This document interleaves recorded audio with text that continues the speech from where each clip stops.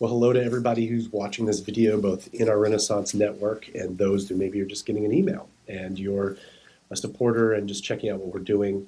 We thought we'd shoot like a really cool short video to kind of explain a little bit of our financial situation because often people don't understand how different we think about church economics than the average church paradigm does. So I'm Drew Thurman, by the way. I'm one of our team members. I'm joined by Jace Rashi, who oversees our operations and our finance. Jace, I would love for you, we have, maybe give an overview. We've obviously arrived where we have both by pure accident, because Yep. of need, and then also out of intentionality, some of our deep heartbeat. So I would love maybe you to go back, explain what was our original goal when we showed up. We had some idea of what we wanted to do when it came to finance and how that's been a driving Mhm. force to where we've gotten today and what that looks like. Yeah. So when we first moved out here, we did a lot of fundraising on the front end, and from the very beginning, we both had a heartbeat for how can we do church for as close to free as possible. That was kind of the underpinning of a lot of decisions we made early on. And Drew can attest when it comes to the budgeting, I'm very frugal. They call me the penny pincher. So I make sure that nothing gets spent unless it has to. And so I think even early on, that it made a lot of decisions in terms of like, how do we gather? Do we need a space? Those kinds of things.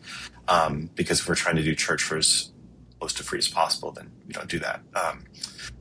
We don't want to spend money on things that we don't feel like we have to. So that was the genesis. And then another core tenet I would say would be we kind of wanted to flip the script on what the traditional church model in terms of you get people to come to your church and then you tithe and you give to them. And we, in a lot of ways, we're doing church differently too, of like we're trying to train people and equip them to go out. And that's really how we view our finances as well. Or how can we leverage what we do have to expand more outward missionally instead of just supporting up the institution. So what that looks like for us is from the very beginning, we've set aside 10% of everything that's given that goes back out in the form of missional grants to micro churches. So that could be anything from, we've had a micro church that really wanted to do a weekend away. We've had a micro church so they use some funds to rent an Airbnb for some micro church bonding. We had a micro church that does a Chinese New Year's party every year, and they've used funds for that. We have a micro church that has a big Easter, missional Easter gathering that have used those missional funds for that. We've had, house parties and neighborhood parties and trying to just things in the neighborhood to send that money out in the form of grants that will spur on new things or help what's already been established in the micro churches. And so we try and be as open-handed as we can with that. So from the very beginning, we've been doing that, and then it's kind of evolved over the years with the missional grants being the big one. But we've also, obviously, we started a business alongside underneath Renaissance to offset some of the operational costs. And if you're listening to this, you probably are aware of that, called Common Good, which is a coffee shop, co-working space. And so that takes up a big chunk of the operational budget. But even beyond that, there's been a lot of other initiatives that have come under the umbrella of Renaissance that we view as missional expressions that we've also tried to help set up. So again, as we try to serve, we try to take a lot of that administrative burden on for people. And so we've had two or three now that would probably have been their own 501c3s, but instead we viewed that as an extension of Renaissance. It was the people of Renaissance doing some great kingdom work.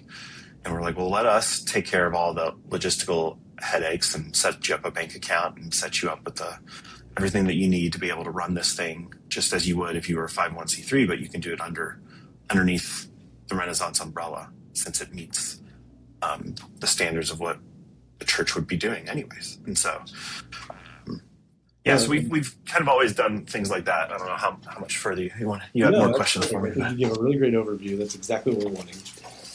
Help people think. We came with an idea, wanting to do things differently, as through experiments, through trial and error, through necessity. We have kind of arrived where we are today, and it's fun to. Sometimes I think it's we've been doing it so long now that it starts to feel like just standard operating procedure. But I'm always reminded when I chat with people just how jarring when they ask questions about how we think about church economics, how different it is. So I would love us. There's really kind of three buckets. I would love for you just to real quickly kind of go back over. The first would be in your kind of overview. You kind of alluded to this a little bit, but our individual microchurches can set up their own bank accounts for Mhm. benevolent purposes underneath Renaissance. Why don't you explain a little bit of that? Yeah, so in a traditional church, you would there'd be all kinds of things you'd be spending money on. Since we are not traditional, our church, we view our microchurches as the church, and so the things that they are doing on a local level in their neighborhoods are things that if you were a bigger, more centralized entity, that would come out of the church's budget. And so one of the goals was how do we do this in a microchurch setting that allows microchurches to still function as a church as they should be able to collect money for their microchurch that stays in their microchurch that is also tax deductible and gets the benefits that you would get from giving to a centralized entity, that is still part of the church. And so the way that we've done that is it can look a lot of different ways, but in reality what it is it's either their own bank account if it's big enough, or it's a bank account with other benevolence funds. And we have a ledger and a spreadsheet that keeps it all separate of what belongs to who. But they can collect money then, comes through us,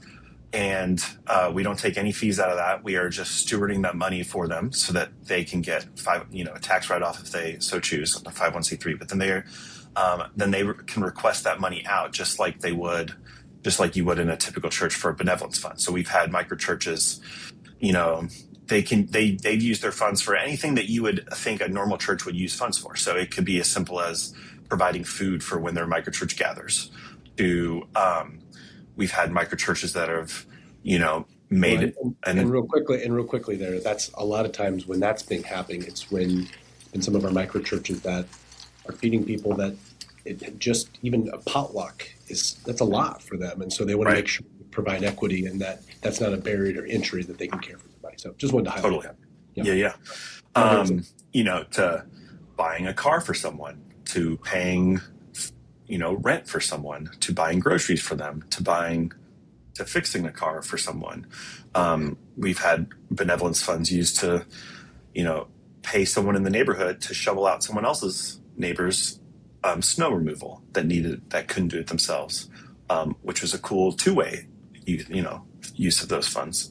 Someone was getting paid to do what they wanted to accomplish in the neighborhood. So, and that's just the tip of the iceberg. There's been a lot of those. We have, um, I would say 5 or 6 microchurches that are pretty active in utilizing that. I just went through and did all the month end today, actually. So it's there, there's money coming in, money going out in terms of that all comes in through us, just like it would in a normal church, but we just have 6 different funds that it all kind of cycles through and goes out.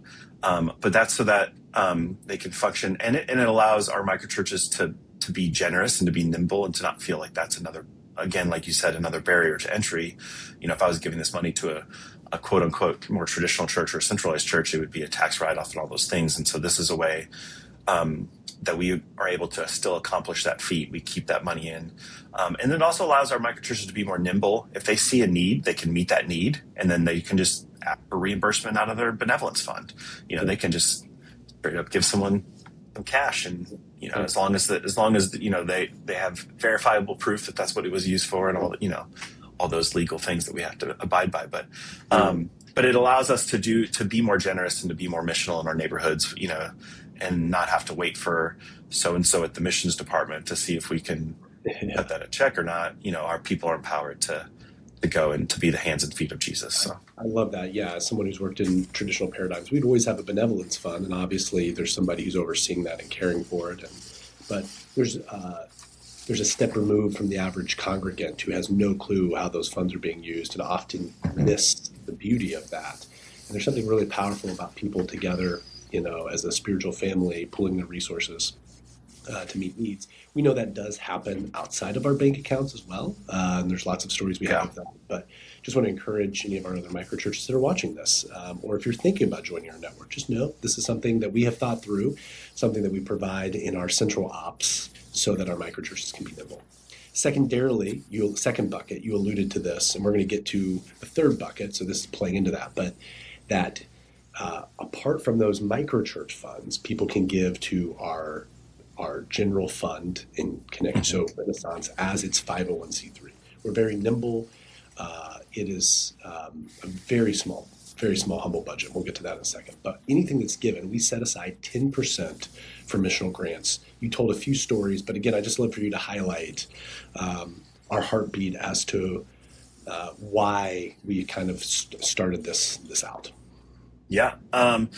So to go, we have the general fund. I think something that's pretty unique to us is our budget has gone down every year in terms of like a dollar amount. Like I said, because we're trying to take off some of those operational costs. So really we're functioning in the grand scheme of things like a very small nonprofit. We have a budget of a very small nonprofit, so it's not a big budget, but we do have people that want to give to the centralized entity can know that money is being used to the best of its ability and it goes back out. So it's being used for training and coaching and equipping to go back out and to serve the microchurches. And then beyond that, 10% of everything that's giving also goes into this grant fund.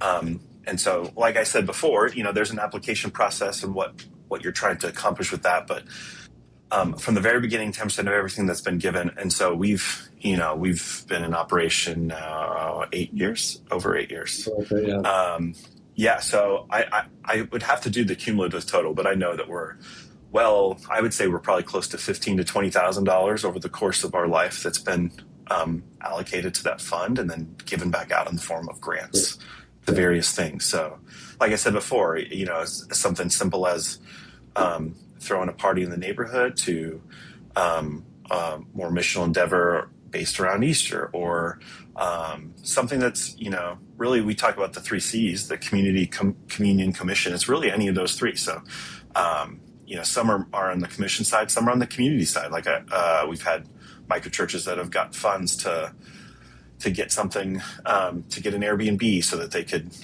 go have, lower the cost for everyone to get away, to do something fun. We've had on the communion side, we've had microchurches that have gotten grants to buy everyone a book that they're going to be studying in their group, or all the way up to, more like we're going to buy food for this thing, or we're going to help out in this certain way in the community. We've had one, a big grant that was also to do for kids in the neighborhood that were under-resourced, and to give back to them. So there's been all kinds of myriads of things that money's been used for, but it all stays in one of those 3 buckets. Either to start something new or to highlight one of those 3 C's for our microchurches, so that they could go deeper in those areas. Well, it's cool too because the reality is we now as a network stretch across 3 different states. We have urban, suburban, and rural microchurches, all 3. And it is a way to create some equity as well. So, some people might be asking, well, microchurches are pulling the resources. Why do they need grants? Well, not every microchurch that comes together is going to have the same financial resources available to them with the people that are in that microchurch. And then also, sometimes the dreams that they have or what God's laid on their heart, this burden of what they want to accomplish is bigger than what they can pull their resources. And it's fun for us to be able to say, hey, let us help you. If money wasn't an issue, what would you be doing? How could God use you? And that leads us to our third bucket, which is just maybe the most boring, but is really the driving force, the foundation for everything else, which is our general fund. You alluded to this earlier, but I would love for you just to talk about our banquet and just how we operate, very much like a normal nonprofit, and less a little bit like talking about tithes and offerings like a traditional church. Yeah, so from the beginning, we wanted, even not just financially, but we want people to see their microchurch as their church. And so Renaissance is this kind of entity in the background. It's not the front door. We hope that the microchurch is the front door. We want people to be generous in their microchurches, and for their microchurch to be the place where they are giving and learning about those principles. But yet we still have a budget that we need to hit to be able to provide the resources and the training and the support for the microchurches, and to launch new microchurches and new endeavors, hopefully, and to provide all the oversight, like we talked about with the bank accounts and the grants, and administratively all the work that goes into that. And my background is I worked for Young Life, which is a parachurch organization. I would say what we do in terms of finances is very similar, in the sense of, our budget here is actually smaller than what my budget was previously, when I was the only staff person, if that tells you anything. And that was in Indiana, not in Boston, Massachusetts.